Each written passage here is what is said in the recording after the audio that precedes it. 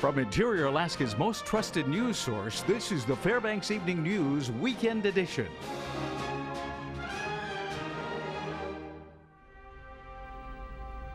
Good evening and happy Halloween. Welcome to the Saturday edition of the Fbx Evening News. I'm Katie Looper. Our top story tonight. The North Pole City Council will convene Monday night for a scheduled meeting. One item on the agenda is the first reading of Mayor Bryce Ward's proposed budget for 2016. The council will have 3 readings of the budget, which by code must be ratified by the end of the year. The proposed $5.3 million general fund operating budget is about $82,000 greater than the 2015 spending plan. As are all council meetings, the budget discussions are open to the public, and Ward encourages residents to come participate in the proceedings. I hope folks come out and get engaged. This is an opportunity for you to take ownership in your community, take ownership in the way that the finances of the city are spent, and educate yourself too. So, encourage students to come out as well. If you're interested in the process or how this goes on, please come on down. We'd love to have you. This morning, a few local politicians and Christian men gathered at the J.P. Jones Community Center to honor and respect our local pastors. The Cross members are a group of men who united through church, and together they are inspired to make a difference in the community. Today, they invited speakers such as Mayor John Eberhard, former Mayor Jerry Cleworth, and City Councilman Jim Matherly. Each discussion focused on the primary job duties of the men being honored, which organizers say are being a counselor, teacher, and shepherd. With the successful turnout, the group hopes to meet more often, possibly every quarter.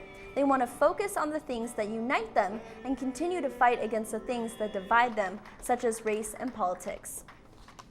What we found out is that there's a lot of men in our community that just like, we need a place where we can call a safe haven, something where we can kind of join together, whether it be twice a year or 3 or 4 times a year, in order to just to be able to praise God and to just to be able to, talk about stuff. And it's really been a wonderful event. Today has been a really big success for us. But again, it's really about how can we pull together all the different denominations and races and all those different types of things that we share as a community. It's of course Halloween, and tonight trick-or-treaters are dressing up in costume, hitting the streets, and going door to door for candy. Local law enforcement says the most important thing on everyone's mind should be safety. According to the Safe Kids Worldwide organization, children are more than twice as likely to be hit by a car and killed on Halloween as on any other day of the year. The local police department will be out this holiday to ensure all of the little and big monsters running around are safe. They suggest driving slow, especially in residential areas. They also encourage anyone going out to plan ahead and get a designated driver. Local law enforcement will be handing out glow sticks to help with visibility and to encourage safety on the streets. They will also offer a reward for those who practice safe behavior during Halloween festivities. There will be officers parked throughout various neighborhoods in the city of Fairbanks, handing out these lanyards with the glow sticks free of charge. Absolutely looking for safe behavior. Any driver who is displaying nice, safe driving behavior are able to get free coupons for various food and merchandise in the city. The officers will stop and make field contacts and let them know that they're doing a good job driving safe, especially at this time of year. And when we come back, the old Polaris building downtown is on the verge of being changed into either a community center or a hydroponics farm. We'll have the details. Also, it's time once again to take a look into one of the 21 agencies that make up the United Way of the Tanana Valley. Stay with us. Welcome back. The derelict known as the Polaris building in the downtown Fairbanks is on the verge of change, according to members of the Fairbanks City Council. Will it be known as a thriving community center or a vertical hydroponics farm that provides food for locals? Ryan Grimes interviews those that want to turn the blight of downtown into something they believe benefits the local community. City Council member David Pruz is committed to tearing down the Polaris building one way or the other. Every day I go home from work, I see that building. Everyone sees that building, and it's the blight. It's just time to knock it down, and it's just time to look at Plan B. But what about Plan B? Explore Fairbanks is gaining significant traction with the Fairbanks City Council with plans to replace the Polaris building into a convention or performing arts center. We're going to look at more in depth on what such a footprint might look like for such a facility, whether it's combined or separate, and really get more substantial operations and maintenance costs on such a facility. Robert Shields with the Alliance of Reason and Knowledge has an alternative idea. He says the Polaris building can be changed into a for-rent hydroponic farm. There is some value. It's a concrete block.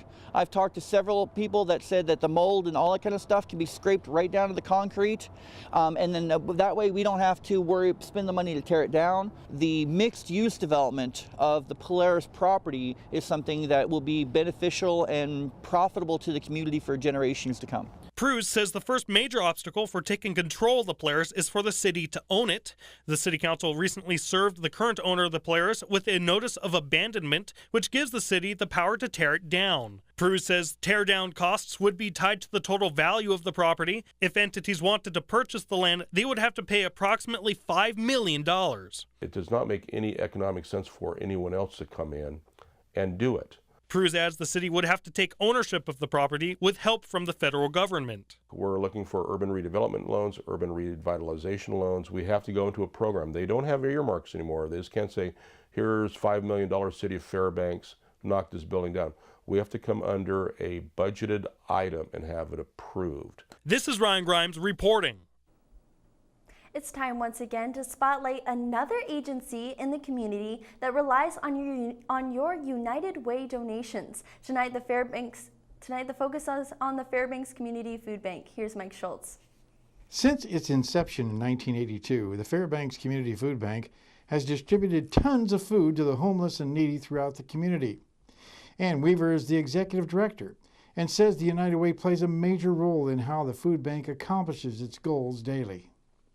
United Way has been really vital to us for the last 30 years. We're actually at the 3-decade mark this year. They started supporting us in 1985. They've been backbone funding, and for several years, especially early on, we were in the process literally of shutting and locking the doors, and it was the United Way check that came in that kept the doors open. And even in current years, it still is backbone funding for us. I asked Ann what she was most proud of for what the food bank does on a daily basis. You know, it's fun because everywhere you turn, you hear about how much hunger hurts. And what I'm most proud of here at the food bank is this community knows that sharing helps. I had a great opportunity to talk to somebody on a national level just yesterday. And when I was talking to him, he said, your food bank doesn't sound like a normal food bank. Why not? You know, and when you receive food for free and you give it away for free, it is a miracle that we are still here after 33 years. And I'm so proud of this community and how much they work at feeding their neighbors. Of all the experiences she's had, which moment sticks out most to her? One of the things that I get to do a lot here is to give tours, and I love giving them to some of the younger students. And one day we walked through, and the story's gonna make me tear up, it always does. We walked through and we're talking about how many people are impacted by the food bank and what a difference $1 and 1 can of food makes. And this young girl came over and she was probably 7 or 8 years old. And at the very end of the tour, she pulled out $1 and handed it to me and said, I wanna make a difference in somebody's life. And I got to tell you, that was really meaningful because I almost wanted to frame that $1, but it was important to turn it in so that it could be used in the intention that she had. But that was such an awesome moment to see how much sharing helps in this community and what joy it brought to her to be able to do that. The United Way campaign continues into the first part of next year, and each agency could use your donations. Mike Schultz reporting. Joe Cook is in the house for Mike Fussell again and has a loaded sportscast after the break. Hello, Interior sports fans. Joe Cook here, filling in for Mike Fussell this Halloween. Let's see if you can keep up with the theme for tonight. Game 1 was a scary sight for the Alaska Nanack hockey team. They took on the Minnesota State Mavericks in their WCHA opener on Friday night. Someone may have screamed Bloody Mary 3 times in the mirror right before the game because the Mavs stunned the Nooks with 3 goals in the first period. UAF stopped the bleeding with a Marcus Bassar goal 24 seconds into the second period to get the Nooks on the board. 4 minutes later, Tyler Morley gets his second assist of the game as he feeds Peter Krieger for the score. 2-3 game with plenty of time.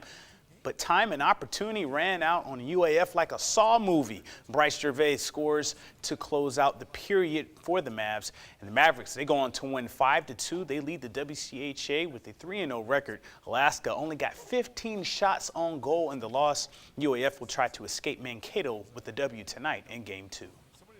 Up on Silent Hill, the Nanook swim team was anything but in the second day of their meet against Biola University. UAF swam well on Friday night. Jaws may have been in the water because the Nooks won 126-97 last night. Today, Alaska still had their sea legs.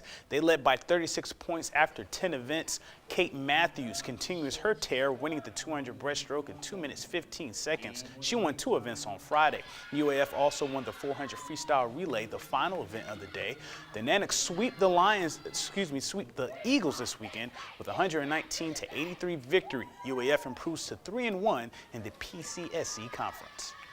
We go to the hardwood now for the first time this season. Friday night, the Nanook men's basketball team held their annual blue-gold game as fans got their first look at the new team. This squad will frighten opponents this year. Joe Slocum, in his return from a redshirt year, led all players with 15 points. All GNAC Hoopers, Ashton Edwards and Almir Hadjisevich, made their presence felt.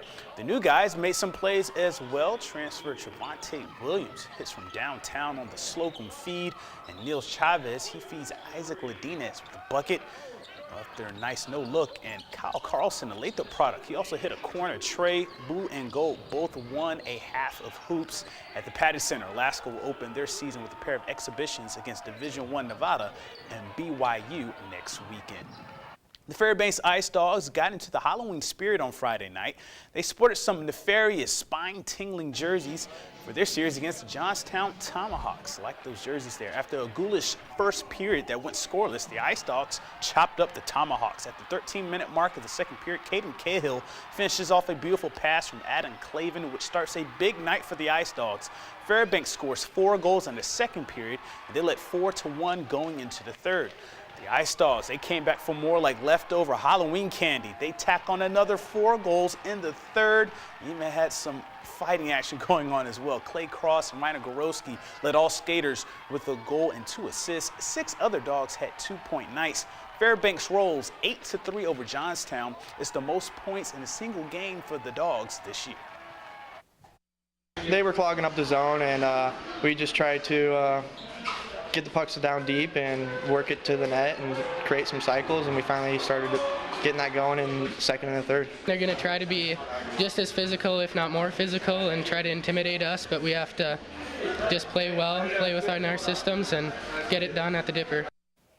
Now to the high school hockey scene. Yep, that's right. The 2015-2016 season kicked off today at the Big Dipper. Interior teams had their hockey jamboree this afternoon. Lathrop, Hutchinson, Monroe Delta, and Tri-Valley were the jamboree teams. The Monroe Rams, the 3A state runner-ups, are led by new head coach Sean Lundgren.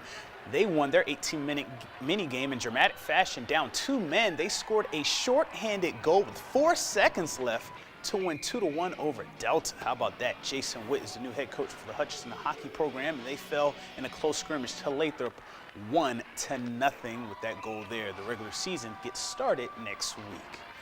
Friday night was the first night of the Region 6 Swim and Dive Championships. North Pole is the host this year, and the kids jumped into the Westcott pool for competition. West Valley's Tristan O'Donohue cruised in the 100 backstroke heat.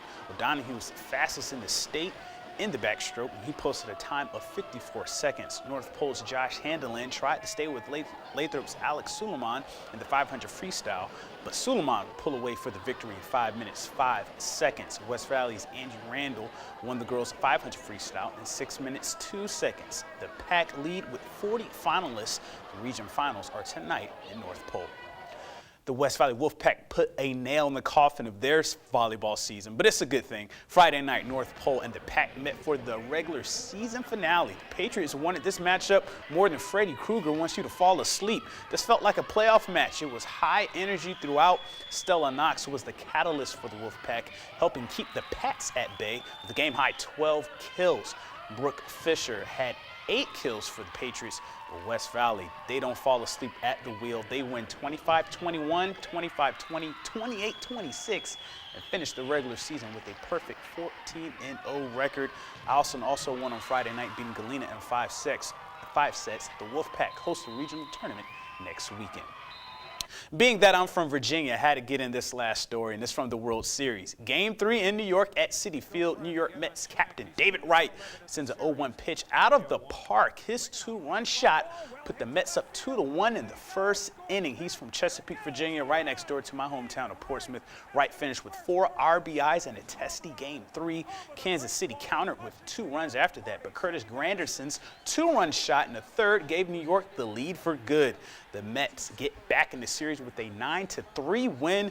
The Royals lead the series 2-1. Game 4 is tonight. And that's it for sports this evening. Katie Looper is up next with weather after the break. Have a happy and safe Halloween, folks. Welcome back to our Saturday edition and happy Halloween. Yeah. So we have a special video to show you guys after weather. Make sure to stay tuned. Can't wait for that. Stick around. It's pretty good. All right, well, let's take a look at the weather for today. We had a normal high of 19, today's low 4, a record high on Halloween 50 degrees in 1954, and a record low of 27 below in 1992.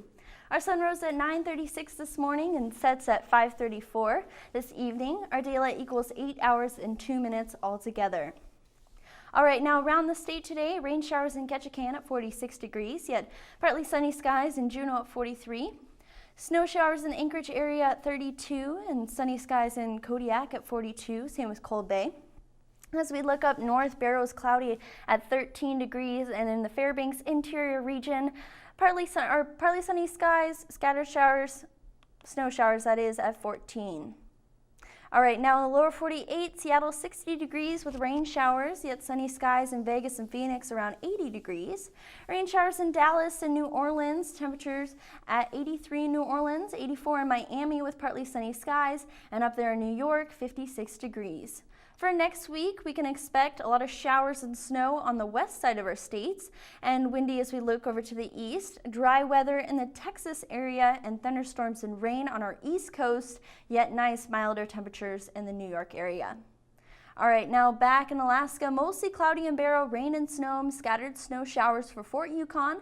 Temperatures at 15 for Barrow and Fort Yukon and 38 in Nome. Now for our interior area, mostly cloudy across the region with snow likely in Fairbanks and temperatures ranging in the mid-20s. All right, now on our southeast part of the state, sunny in Juneau, scattered rain showers for Ketchikan, temperatures in the 40s. On our west side of the state, rain, and we can see temperatures ranging from 40 to 49. And for our south central region, cloudy skies and temperatures ranging from 30 to 40 degrees. All right, tonight's forecast, 12 degrees, not bad for trick-or-treating, mostly cloudy, stay safe and spooky, guys. All right, tomorrow, 23, cloudy with a slight chance of snow. Lastly, with our extended outlook, pretty much 30 all next week and temperatures ranging from 15 to 25 at night. And we also want to remind people to set their clocks back an hour. Yeah, get that extra hour of sleep. Or Especially partying. after all that candy, you're gonna be jazzed up. So the extra hour will probably help. For sure. All right, well, that'll wrap up this Halloween edition of the Fairbanks Evening News. We're glad you could join us. You can join us here 6 days a week at 6 and 11 or online anytime at webster11.com. From all of us here at the News Center, have a good night and enjoy this video. Roll it, Mary. Scooby-Dooby-Doo, where are you? We got some work to do now. Scooby-Dooby-Doo, where are you? We need some help from you now. Come on, Scooby-Doo, I see you, pretending you got a sliver. You're not fooling me, 'cause I can see the way you shake and shiver. You know we got a mystery to solve, so Scooby-Doo, be ready for your act. Don't hold back, and Scooby-Doo, if you come through, you're gonna have yourself a Scooby snack. Scooby-Dooby-Doo, here are you, you're ready